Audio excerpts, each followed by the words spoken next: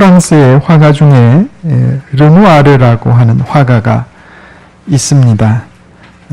19세기 말부터 19세기 말에 활동했던 화가지요. 이 르누아르는 사람과 자연을 소재로 아주 밝고 아름다운 그림을 그린 화가로 유명합니다. 르누아르를 흔히 우리 행복을 그린 화가라 이렇게 이야기합니다. 전사님 한번 띄워주시겠어요? 그림. 요거 한번 여러분 많이 보셨을 거예요. 피아노를 치는 소녀들. 그림 많이 보셨죠? 이게 르누아르의 그림입니다. 르누아르는 이런 아름다운 그림, 또 행복이 넘치는 그런 사람들의 모습을 아주 밝고 화사한 표현으로 그렸던 화가였습니다. 인상파 화가들이 활동하던 시대에 조금 독특한 화풍으로 유명했던 사람입니다. 그러나 이거 이제 지워주셔도 됩니다. 초기 그의 그림은 많은 사람들로부터 별 관심을 끌지 못했어요. 오히려 그가 나이가 많이 들었을 때 만년에 그렸던 작품들이 대작으로 평가받고 많은 사람들의 인정을 받았습니다. 나이가 들었던 그는 지병으로 무척 고생을 했고 사랑하는 두 아들은 전쟁터에 나가서 부상을 입고 돌아왔습니다. 그는 말년에 휠체어에 앉아서 붓을 들 힘도 없어가지고 손에다가 붓을 붙들어 매고 그 손으로 그림을 그렸습니다. 그런데 그가 그런 고통 속에서 그렸던 작품들이 오히려 더 아름답고 또 더 화사하고 그래서 많은 사람들로부터 사랑을 받는 작품들을 만들 수 있었다. 이런 이야기입니다. 고난과 역경에 대처하는 사람을 크게 세 가지 유형으로 나눌 수 있습니다. 첫째는 체면형입니다. 이런 유형은 고난과 역경을 만나면 그냥 주저앉아 버립니다. 소극적이고 비생산적인 사람들입니다. 두 번째는 도피형인데 그냥 위기만 피하고 보자 이런 생각으로 가득 차 있습니다. 문제가 생기면 그냥 전화 안 받아버려요. 잠적해버리는 거예요. 젊은 사람들 말로 그냥 잠수 타버린다 이 말이에요. 시련을 피하기만 하는 사람은 발전이 없습니다. 세 번째로 돌파형이 있는데 이런 사람들은 역경을 정면으로 맞서서 이겨내는 사람들입니다. 그리고 그 역경을 이겨낸 후에 아름다운 인생의 열매를 얻습니다.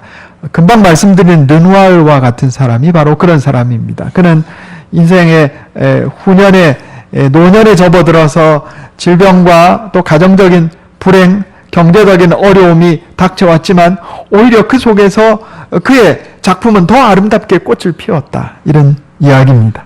인생의 승리자는 대부분 이처럼 역경을 이겨내고 오히려 그것을 통해서 인생의 아름다운 열매를 맺은 사람들입니다. 오늘 우리에게 주시는 하나님의 말씀은 하나님의 은혜로 이스라엘 백성들이 이집트에서 탈출해서 가나안 땅으로 가는 여정을 그리고 있습니다. 우리가 잘 아는 것처럼 이스라엘 백성들이 말이죠. 이집트에서 나왔을 때 아마 그렇게 생각했을 겁니다. 바로 얼마 지나지 않아서 가나안의 아름다운 땅으로 들어가리라 생각했을 거예요. 그러나 그들에게 닥쳐온 현실은 그렇지 않았습니다. 하나님은 이스라엘 백성들을 바로 가나안 땅으로 인도한 것이 아니고 광야길로 인도하셨다 하는 겁니다. 우리 전에 출애굽기 강의할 때 배웠죠. 이스라엘 백성들이 광야길에서 네 가지 시련을 겪었다 그랬습니다. 첫 번째 뭐죠? 기대의 시험. 바로 나오네요. 기대의 시험. 내가 기대한 대로 안 된다 이런 얘기. 하나님께서는 이스라엘 백성들을 바로 가나안 땅으로 보내지 않으시고 광야길을 통해서 하나님의 백성답게 훈련을 시키셨는데 그 첫 번째가 기대의 시험이에요. 우리도 마찬가지입니다. 여러분 하나님께서 우리를 예수 그리스도의 십자가의 은혜로 구원하시고 이 세상에서 살게 하실 때 때때로 우리에게 시련을 허락하실 때가 있어요. 내가 기대하는 대로 안 된다 이 말이에요. 인생을 살아가면서. 하나님 왜 내가 예수 믿고 구원받은 백성으로 열심히 신앙생활 하려고 애쓰는데 왜 내가 기대하는 대로 안 됩니까? 하나님 나를 버리셨습니까? 아니요. 버리신 게 아니고 훈련시키시려고. 이스라엘 백성들이 처음 겪었던 시련이 바로 이 기대의 시험입니다. 기대하는 대로 안 됐다 이 말이에요. 내 뜻대로 안 됐다 이 말입니다. 두 번째 시험이 뭡니까? 경제적 시험이었어요. 먹을 것이 없고 마실 것이 없었습니다. 광야길에 제가 한 2007년도인가 이스라엘 성지 답사를 갔는데 이집트에서 시작해가지고 이렇게 이스라엘 백성들 출애굽 코스대로 이렇게 시내 반도의 광야길을 가다가, 물론 이제 이스라엘 백성들은 걸었고 저는 관광버스 타고 갔고, 가다가 요르단 거쳐서 이스라엘로 들어갔는데, 그 시나이 반도 가보니까 그냥 사막이에요. 사막. 거기 먹을 게 있고 마실 게 어디 있겠습니까? 고생을 했다 이 말이에요. 하나님께서 우리 인생에도 그런 경제적인 어려움을 허락하실 때가 있습니다. 왜 그러실까요? 왜? 성경 말씀 표현 그대로 하면 사람이 떡으로만 살 것이 아니요 하나님의 입에서 나오는 말씀으로 사는 줄 깨닫게 하시려고. 여러분, 내 인생 내 힘으로 내 능력으로 먹고 사는 것이라 생각하면 안 된다 이 말이에요. 하나님이 은혜 베풀어 주셔서, 하나님의 능력으로 하나님께서 내게 은혜 베풀어 주셔서 내가 그걸로 먹고 사는 줄 깨닫게 하시려고 내게 경제적인 어려움도 허락하신다 이 말이에요. 세 번째가 무슨 어려움 겪었죠? 이스라엘 백성들. 사람의 어려움. 이스라엘 백성들이 가나안 땅을 향해서 가는데 주변의 민족들이 가만두질 않았어요. 자기네 땅을 통과도 못하게 했을 뿐 아니라 아예 쳐들어와 가지고 전쟁을 하는 민족들도 있었다 이런 얘기입니다. 여러분, 우리 인생도 마찬가지입니다. 우리 인생도 그래요. 사람 때문에 괴롭습니다. 사람 때문에. 가족 때문에 힘들고, 친척 때문에 어렵고, 이웃 때문에 괴롭고, 상사 때문에 괴롭고, 위층에서 쿵쾅거리면 다 이거 내가 넘어갈 시련이라 이렇게 생각하시기 바랍니다. 밤중에 막 뛰쳐나와가지고 몽둥이 들고 올라가지 말고. 우리 사람 때문에 다 힘들어요. 그런데 그것도 겪어내야 된다 이런 얘기입니다. 마지막이 뭐죠? 영적 질서의 시험이다 그랬어요. 우리 인생에 질서가 무너지고 혼란해서 어려울 때가 있다 이 말입니다.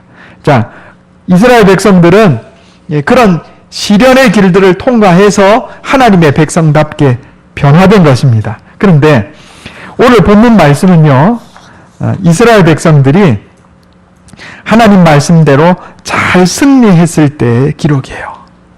오늘 본문 말씀대로만 이스라엘 백성들이 살았더라면 광야길 40년 동안 헤맬 것이 아니고 1년 만에 아마 가나안 땅으로 들어갔을 겁니다. 그러나 불행하게도 이스라엘 백성들은 오늘 본문 말씀에 나와 있는 그런 모범적인 행로를 계속 걸었던 것이 아니라 계속 탈선해서 결국 40년 광야 생활 뺑뺑이 돌 수밖에 없었다 이런 얘기입니다. 여러분, 제가 팁을 하나 드릴게요. 우리 인생에 하나님께서 테스트하실 때가 있는데 그 테스트를 단박에 통과하면 다음 단계로 넘어가는 거고, 그거 통과 못하면 같은 테스트 계속 또 받아요. 돈 문제로 하나님의 테스트를 통과해야 되는데 이 돈 문제 하나님 말씀에 순종하는가 통과 못하면요, 그 문제 갖고 계속 뺑뺑이 돌아요. 이스라엘 백성들 1년 만에 가나안 땅에 들어갈 거 40년 광야에서 뺑뺑이 돈 것처럼 이성 문제 하나님의 말씀대로 순종해서 단박에 통과 못하면 계속해서 이성 문제 때문에 인생의 시험에 든다 이 말이에요. 우리가 그래요. 사람 때문에 괴로움 겪는 거, 요거 하나님 말씀대로 단박에 넘어서지 못하면 계속 사람 때문에 어려움 또 당해요. 하나님께서 우리에게 시련을 허락하시는 것은 그때 그것을 말씀으로 극복하고 영적으로 인격적으로 성장해서 하나님의 백성답게 살게 하기 위한 것이다 이런 얘기입니다. 오늘 본문 말씀에 이스라엘 백성들이 광야 생활에서 승리하는 비결이 포함되어 있습니다. 그래서 오늘 본문 설교 제목을 광야 인생의 승리 비결이다 이렇게 적었어요. 어떤 것이 있는지 한번 살펴보고자 합니다. 우리가 인생 광야 인생에서 승리하는 비결이 어떤 것이 있는가? 첫째로 하나님과 동행하는 것입니다. 따라해 보겠습니다. 하나님과 동행합시다. 하나님과 동행하는 사람은 승리하는 인생을 살게 됩니다. 알랭 드 보통이라는 프랑스 작가가 있는데 이 사람 쓴 책 중에 여행의 기술이라는 책이 있어요. 그런데 그 책 안에 이런 내용이 있습니다. 어떤 사람과 함께 여행하면 마음이 너그러워지고 감수성이 예민해지고 행복한데 어떤 사람과 함께 여행하면 속이 불편하고 괴롭다 이런 얘기예요. 똑같은 여행길인데 누구와 동행하느냐에 따라서 그 여행의 성격 자체가 달라지는 거예요. 어떤 사람과 동행하면 행복한 여행, 어떤 사람과 동행하면 힘들고 괴로운 여행이 되고 만다 이런 얘기입니다. 잠언 22장 24절에 이런 말씀이 있어요. 노를 품는 자와 사귀지 말며 울분한 자와 동행하지 말지니 그의 행위를 본받아 내 영혼을 올무에 빠뜨릴까 두려움이니라. 아멘. 지혜의 말씀 중에 내 인생에 동행하지 말아야 될 사람이 있는데 누구와 동행하면 안 되냐면 분노를 품은 자, 울분한 자와 동행하지 마라. 왜냐하면 덫에 걸린다. 덫에 걸린다. 사탄의 미혹이 그 심령에 가득 차서 마음속에 분노가 가득하고 울분한 사람과 동행하면 그 사람이 무너질 때 나도 같이 덫에 걸려서 무너진다 이런 얘기예요. 여러분 사람과의 동행이 잘못된 사람과의 동행이 그만큼 위험하다 이런 얘기입니다. 그런데 우리 인생에 참된 동행자가 계십니다. 그분이 누구냐면 바로 하나님이시다 하는 겁니다. 성경 한번 찾아보겠습니다. 이사야 46장 3절.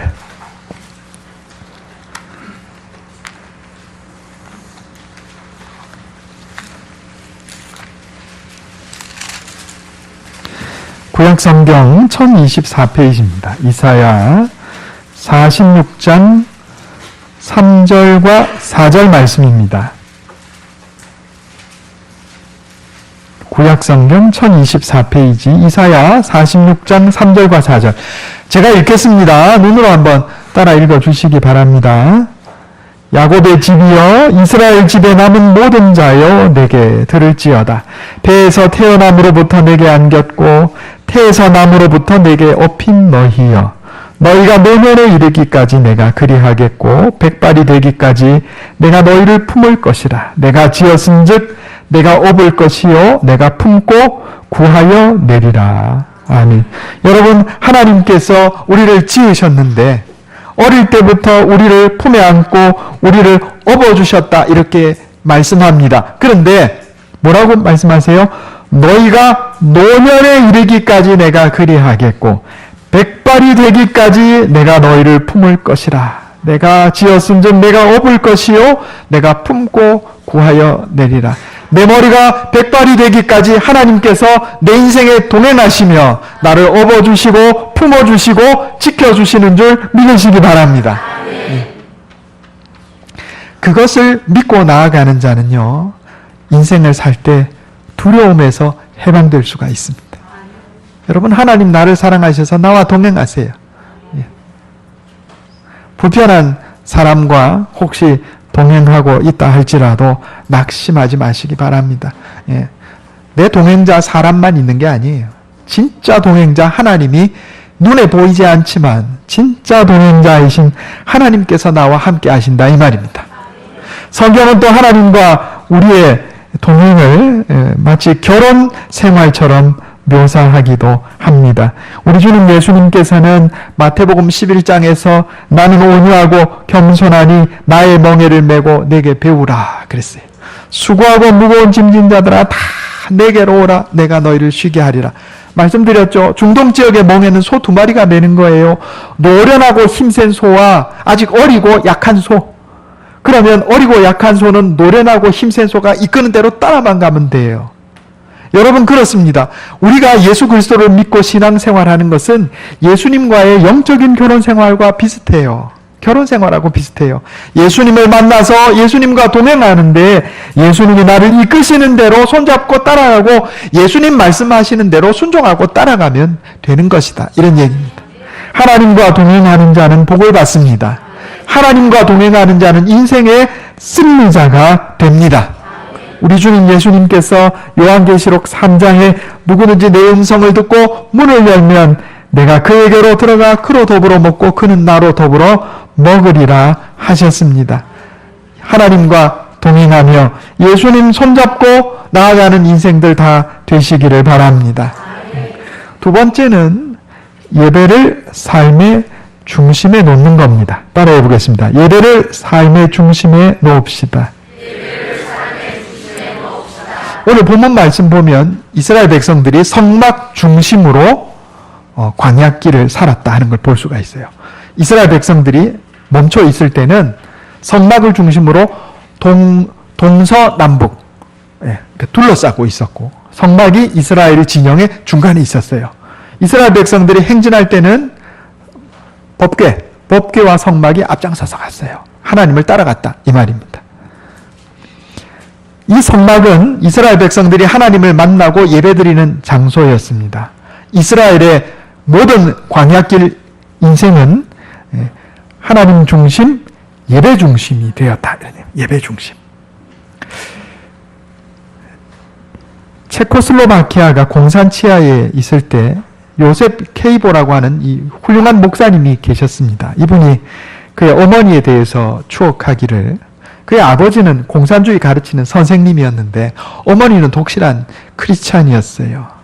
근데 이제 집이 시골 쪽에 있었던가 봐요. 수도인 프라하로 가면 기차 타고 3시간을 가야 되는데 어머니가 주일마다 3시간을 기차를 타고 프라하에 가서 2시간을 예배드리고 다시 3시간 기차 타고 집에 오셨단 말이에요.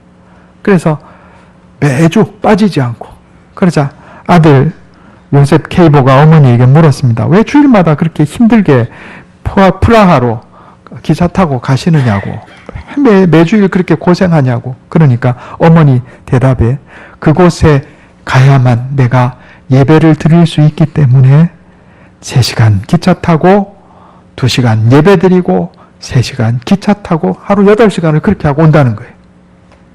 우리 서울 부산 KTX 타면 3시간입니다. 그죠? 주일마다 부산에서 KTX 타고 서울 가서 예배 드리고 다시 KTX 타고 돌아온다 이 말이에요. 여러분 이 요셉 케이보 목사님의 어머니는 예배에 성공하신 분이었어요. 예배를 삶의 중심에 놓으신 분이었어요. 그 가정이 승리하는 가정, 복된 가정이 됐다 이 말입니다. 우리 교육부 장로님이 우리 교회학교 아동부, 중고등부 또 청년들한테 가셔갖고 맨날 하시는 말씀 제가 옆에서 들었어요. 예배 성공이 인생 성공이다. 이 맞는 말씀입니다. 따라해 보겠습니다. 예배 성공이 인생 성공이다. 여러분 예배 성공하는 자는 하나님께서 그 인생에 복을 주셔서 인생을 성공합니다. 반대로 예배 실패하는 자는요 인생이 어려워요. 예를 들어 볼까요? 성경에 보면 아브라함, 이삭, 야곱, 다윗 다 예배 성공한 사람이었습니다. 그 인생에 복을 받았어요. 예배 실패한 사람들이 있습니다. 누가 있어요? 가인 대표적으로. 그럼 인류 최초의 살인자가 되어서 불명예스러운 이름을 남겼습니다. 그 인생이 불행했어요. 또 누가 있나요? 이스라엘의 초대왕 사울. 여러분 그가 예배에 실패했기 때문에 그의 왕으로서의 생명도 끝나고 인생도 실패할 수밖에 없었어요. 예배에 성공하는 자가 인생에 성공합니다. 예배에 실패하는 자는 인생에 실패하게 돼 있다 이 말이에요. 그러므로 우리는 예배를 내 삶의 중심에 놓아야 합니다.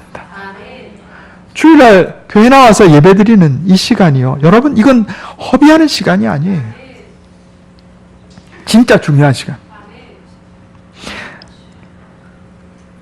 교회에 우리가 모여서 예배드릴 때 이 안에 성령의 역사가 있습니다.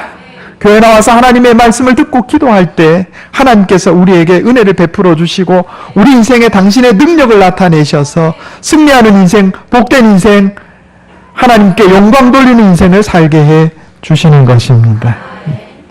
세 번째로 하나님 명령에 순종합시다. 따라해 보겠습니다. 하나님 명령에 순종합시다. 오늘 본문 말씀은 총 9절로 된 짧은 말씀인데 그 중에 9장 18절부터 23절까지 6절에 무려 여호와의 명령을 따라라는 표현이 9장 18절에서 23절 6절 안에 8번 언급되고 있어요. 8번. 성경에 반복되는 말씀은 어떤 말씀이라 그랬어요? 중요한 말씀이에요. 한 번 나오면 중요한 말씀, 두 번 나오면 더 중요한 말씀, 세 번 나오면 더욱 중요한 말씀, 네 번 나오면 더욱 중요한 말씀. 그런데 여기 6절에 8번 나왔어요. 이스라엘 백성들이요, 하나님 말씀에 순종했다, 이런 얘기예요. 그런데요, 잘 살펴보세요. 민수기 9장 22절에 보면 이렇게 되어 있습니다. 이틀이든지 한 달이든지 1년이든지 구름이 성막 위에 머물러 있을 동안에는, 이제 하나님의 임재가 구름 기둥, 불 기둥으로 나타났는데 이건 사실 하나입니다. 낮에는 구름만 보였고 밤에는 이 구름 안에 불이 보였어요. 구름 기둥, 불 기둥이 성막 위에 머물러 있을 때는 이스라엘 백성들이 그 자리에 머물러 있고 구름이 이동하면 따라 이동했다 이 말이에요. 그런데 이틀이든지 한 달이든지 1년이든지 구름이 성막 위에 있는 기간이 이틀일 때도 있었고 한 달일 때도 있었고 1년일 때도 있었다, 이런 얘기예요. 이틀. 이스라엘 백성들이요, 숫자가 적은 게 아니에요. 장정만 60만이라 그랬는데 대략 100에서 200만 정도 추정하는데, 이스라엘 백성들이 광야에서 머물기 위해서는 텐트를 쳐야 됩니다. 텐트 치는 게 1시간 만에 뚝딱 되나요? 적어도 반나절 걸린다 이 말입니다. 텐트 치고 이제 좀 쉬려고 그러는데 다음날 아침에 출발! 이거 어떻게 해야 돼요? 텐트 다 걷어가지고 또 말에 싣고 또 나귀에 싣고 이래가지고 또 움직여야 되는 거예요. 아침에 잠깐 머물렀다가 갑자기 밤에 또 구름이 떠서 가면 또 가야 되는 거예요. 난 못 갑니다. 여러분 아이들이 뗐을 때 어떻게 해요? 드러 눕습니다. 땅에. 혹시 우리 애 키우면서 다 경험하잖아요. 뭐 사달라는 거 안 사주면 어떻게 해요? 거기서 앉아서 하다가 안 되면 드러 누워버리죠. 제가 그런 사진 본 적 있어요. 사람들이 많이 다니는 광장인데 어린아이가 큰 대자로 들어 누워 있더라고요. 그 애 키워본 부모들이면 저게 무슨 상황인지 다 알아요. 그죠? 그런데 이스라엘 백성들, 하나님이요, 어제 머물렀던 자리 오늘 출발해도 떼쓴 사람이 없었다 이 말이에요. 여기 이렇게 돼 있어요. 여호와의 명령을 따라. 그들이 다만 여호와의 명령을 따라. 혹시 구름이 성막 위에 머무는 날이 적을 때에도 그들이 다만 여호와의 명령을 따라. 자기 고집, 자기 생각, 자기 경험 다 내려놓고 하나님 말씀하시니 내가 따라가겠나이다, 이렇게 했다는 거예요. 우리 찬양에도 그런 거 있죠. 주님 말씀하시니 내가 나아가리다. 주님 말씀하시면 내가 멈춰서리다. 우리 그렇게 살아야 된다 이 말이에요. 그게 인생 성공, 광야 인생 성공의 비결입니다. 레오날드 우드라는 사람이 프랑스 왕을 방문했습니다. 왕이 그가 무척 마음에 들었기 때문에 저녁 만찬에 초대했어요. 저녁 만찬에 초대한다는 기별을 보냈습니다.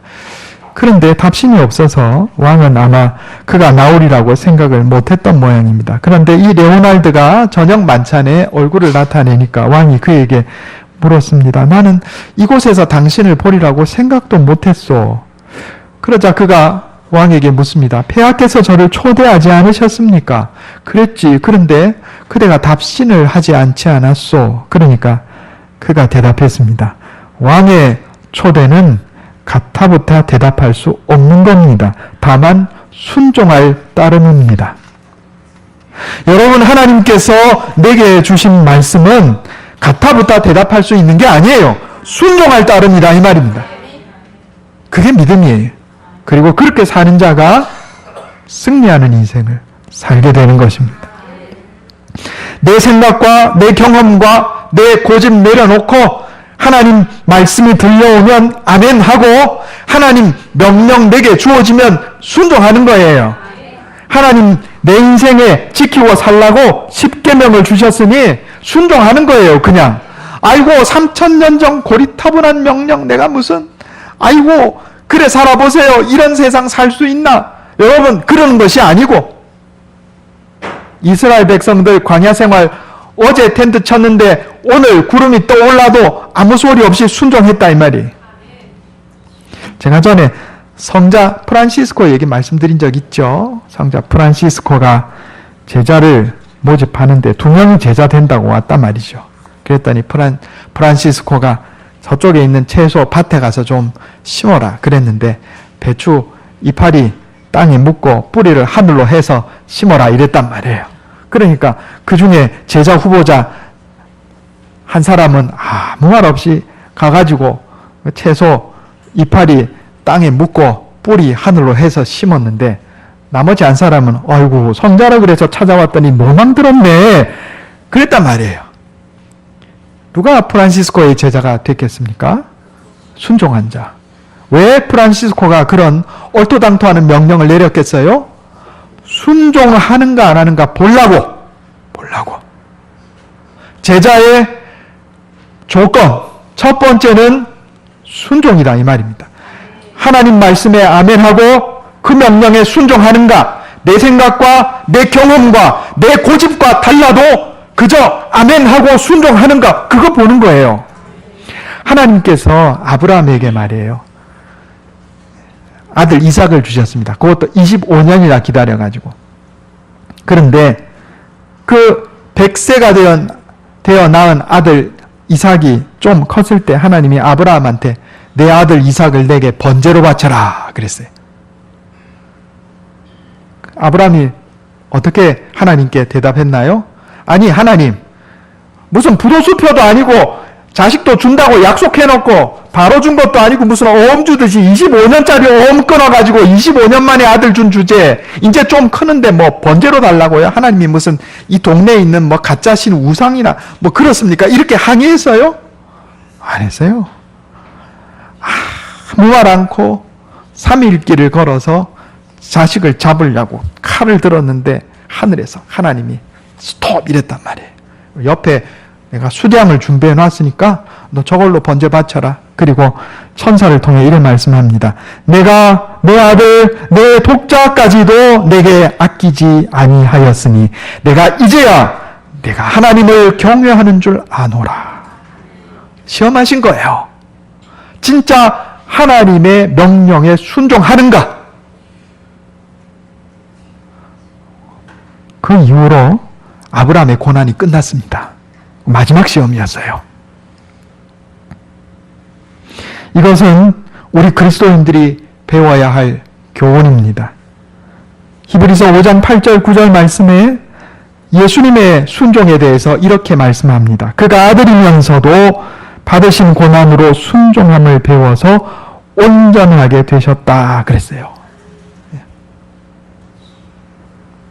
파스칼은 이렇게 말했습니다. 만일 우리 인생의 평화와 행복만이 계속된다면 우리의 정신은 금방 지쳐버리고 말 것이다. 고통은 정신의 양식이다. 사람에게 고통이 없다면 오히려 무능력한 상태가 되고 말 것이다. 거센 바람이 몰려오면 작은 새들은 숲을 향하여 숨지만 독수리는 오히려 그 바람을 타고 더욱 높이 올라갑니다. 여러분, 우리 그리스도인들은 인생의 고난이 닥쳐올 때 그것을 이상히 여기지 말고 오히려 믿음으로 응전하면 독수리에 날개치며 올라감 같이 승리하는 인생 살 줄을 믿습니다. 우리 주님께서 도와주시겠다 약속하셨어요. 세상에서 너희가 환난을 당하나 담대하라. 내가 세상을 이겨노라. 세상에서 너희가 환난을 당하나 담대하라 세상을 이기었노라 하시니라. 여러분, 우리 인생에 고난이 있어요. 그러나 이 고난은 하나님께서 우리를 쓰러지게 만들려고 주시는 것이 아니라 그 고난을 딛고 독수리에 날개치며 올라감 같이 우리가 영적으로 성숙하고 승리하는 인생 살도록 허락하시는 고난인 줄 믿으시기 바랍니다. 그러므로 인생의 고난길, 인생의 광야길 가운데 하나님과 동행합시다. 예배를 삶의 중심에 놓읍시다. 하나님 말씀에 순종합시다. 그래서 광야 같은 인생길 승리함으로 하나님께 영광 돌리고 풍성한 복을 누리는 저와 여러분 되시기를 예수님의 이름으로 축원합니다. 기도하겠습니다. 하나님, 광야 같은 인생길 고난과 시련이 가득함을 주님 앞에 고백합니다. 그러나 하나님, 그것이 하나님 나를 버리시는 것이 아니라 나를 쓰러뜨리려 하시는 것이 아니라 오히려 하나님의 백성으로 나를 성장시켜 주시며 주님의 의의 도구로 사용하시기 위함임을 깨우쳐 주시니 감사합니다. 광야 인생길에 승리하는 주의 백성들 다 되게 해 주시옵소서. 하나님과 동행하며 예배를 내 삶의 중심에 놓으며 하나님 내게 주신 명령에 순종함으로 광야 같은 인생길 승리하고 주님께 영광 돌리며 풍성한 복을 받아 누리는 주의 백성들 다 되게 해 주시옵소서. 이것이 내 힘과 능력으로 되지 않음을 고백합니다. 날마다 말씀으로 우리를 깨우쳐 주시고 성령으로 붙잡아 인도하여 주시옵소서. 우리 주 예수님의 이름으로 간절히 기도하옵나이다. 아멘.